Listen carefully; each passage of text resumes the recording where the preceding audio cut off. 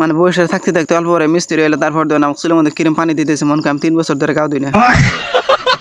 Hello guys আপনাদের জন্য নিয়ে এলাম একটা নতুন ব্লগ। মানে মেলা দিন পরে ফেরা গেছি কলেজে, মানে যাই দি মানে যে রেল লাইনের দেওয়ালগুলো আসলে না, মানে লোড করে আলো লেহে, মানে ইলেকশন হয়েছে 2 দল, একটা হলে আনাসু একটা হলে আমসু। তো আমরা কোন দল সাপোর্ট করি পার্সোনাল ব্যাপার, এটা রাঙ্গের পার্সোনাল ব্যাপার। যখন ভোট দিমু তারপরে কম যে কোন দলে দিছি। মানে ওরা দুজন ওই গেদিটা 3 জনে কলম দিছে, কলম চাই দেয় না, আর প্যাকেট এটাই না প্যাকেট দিছে, কলম দিব না দেখে।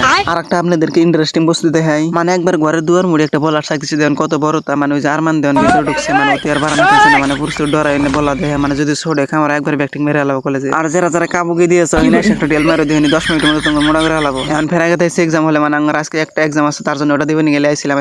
এক্সাম শেষ করে ডাইরেক্ট গেলাম চুল কাটবি না, লাইসা দিয়ে মিস্ত্রি নাকি চুল কাটবি না। তারপরে আমরা দুজন পুরো উঠাইছি, মানে ওই দিলাবাদে দিয়ে আরমান করে পড়ে দিয়েছে সকাল জিম করি, তার জন্য আমার পুরো 6 প্যাট হয়েছে। মানে বয়সে থাকতে থাকতে অল্প পরে মিস্ত্রি এলো, তারপর দেন আমার চুলের মধ্যে কিরম পানি দিতেছে, মনে করি আমি 3 বছর ধরে কাউ দিই না। তো গাইস তারপর দেখুন ক্লিপ মেরে বোঝা ঘেরা লাগছে আমার চুল বলকাল দৌড় পারে। তো গাইস ফাইনালি আমার চুল কাটা শেষ। আপনি কমেন্ট করেন কিরম লাগছে, যদি ভালো লাগে তাহলে এরম রাখ মার কাটুন না।